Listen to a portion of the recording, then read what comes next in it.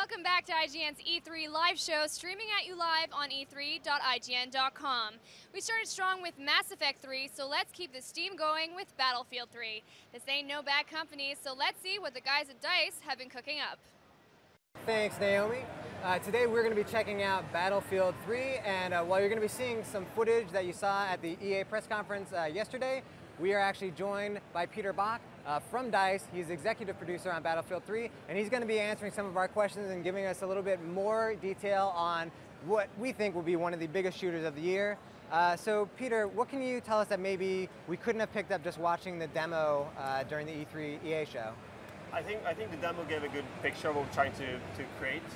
Of course, there's so many different bits and pieces that are kind of not seen first time you play through. So again, you see the engine doing all its tricks when you see the lighting and all big vistas. That's a big focus for us, being able to render these magnificent landscapes and creating this fantasy of being a tanker. And of course, there's a lot of things that you see in this part of the game that you don't see in other parts of the game. We have more infantry focused and more narrow, urban environment. So we want the whole spectrum of what modern war is about. We have the big open landscapes and tank battles, and you will have jets as well as the tight infantry fighting. Yeah, I guess the tough thing for Battlefield is that its legacy is known as a game that's a great first-person shooter that has vehicles both on air and on land, and then that also has amazing multiplayer. So you've got to kind of combine all those things into one, and then of course the big thing is you guys are adding a lot of destructibility now into the game. Can you talk maybe a little bit about how that plays in for the single-player campaign? I think destructibility was something we added in the Bad Company series. We tried out as an experiment, trying to envision what we thought all first-person shooter would have, in 5 years. And of course, there's a lot of challenges with it because it changes the way you actually play the game.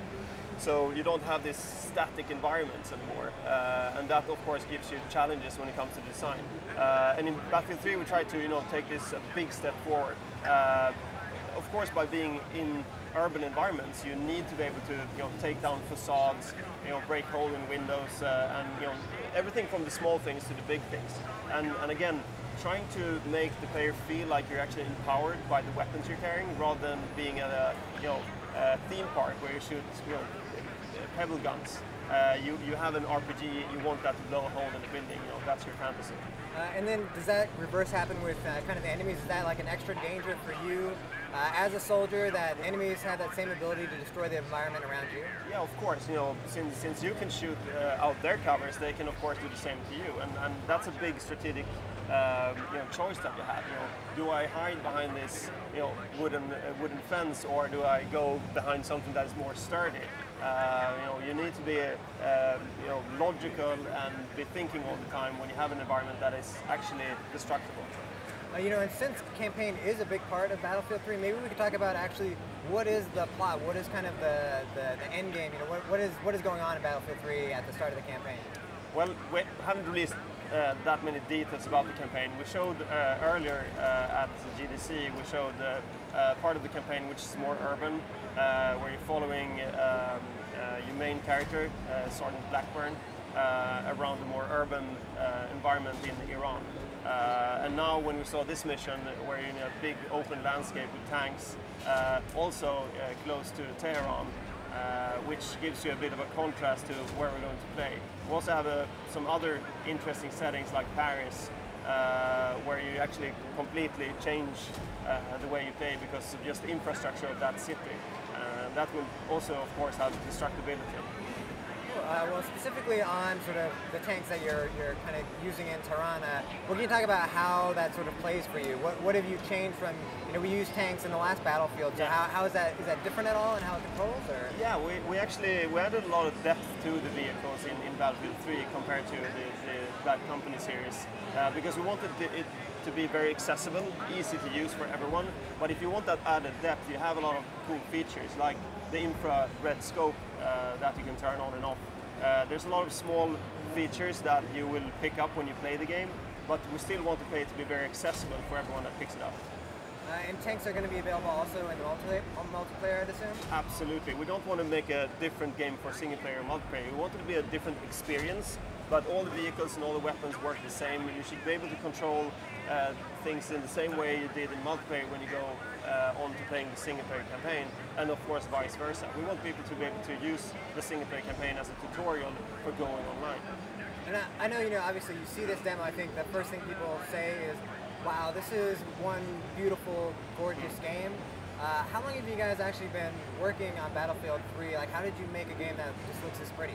Well, one big thing, the important thing is that this is a sequel to Battlefield 2 that was released in 2006. So it's been a long time since we've been kind of massaging the design for a long time. The problem that occurred was that we actually designed a game that we couldn't build because it didn't have the technology. So we had to build a completely new engine that we call the Frostbite 2 engine. And that engine has been in the works more or less in around 3 years. And what you see on screen is of course a result of these things. I would say that you couldn't build this game with any other engine. Fair enough. Is there anything else that you could tell us about how the single player and the multiplayer might connect, other than obviously playing maps that are similar to levels you play, but are there any sort of level progression or unlock system that kind of connect between beating the single player game and kind of getting into the multiplayer? Not really. We don't want to connect them too hard because there's a lot of Battlefield fans that love to play only multiplayer. So some people could be very insulted by us forcing them to go and play the single player to get achievements or get results for their persistence. So we try to separate them in a very delicate way, but still keeping the same feeling and the same control settings for everything. So it's not, again, two completely different games. For people who have played a Battlefield Bad Company 2 and who might have played Battlefield 2, I'm sure there's some differing ideas about what they want out of the multiplayer. How do you kind of decide which way to lean towards and find that balance that kind of please both people? I think that's our hardest challenge, to find the perfect middle ground between these two games. Battlefield 2 was a great game, had a lot of depth and a lot of authenticity when it came to a lot of features. Bad Company, you could argue, is a more easy to, a more accessible game, which then some people see as the same as being stupid. That's not true, because we know how to build Battlefield games, and a lot of the features that are now built into the Bad Company 2 game is now being evolved into what we think is the next natural step from Battlefield 2. And of course we take a lot of features directly from Battlefield 2 that wasn't even in the Bad Company series. Well, I for one can't wait to get my hands on it. When will people be able to buy Battlefield 3? We will be releasing the game on the 25th of October, so you'll buy it on all platforms at that time. Great, thank you so much. So we've been talking about Battlefield 3, the sequel to Battlefield 2. I'm going to go ahead and kick it on back to Naomi. Thanks a bunch, everyone. Up next, we have a game that I've been really looking forward to. Fire up the bat signals, because Batman Arkham City is coming up next. And if you're a big Batman fan like me, follow at IGN on Twitter and let us know. Just use the hashtag E3. Oh, Batman.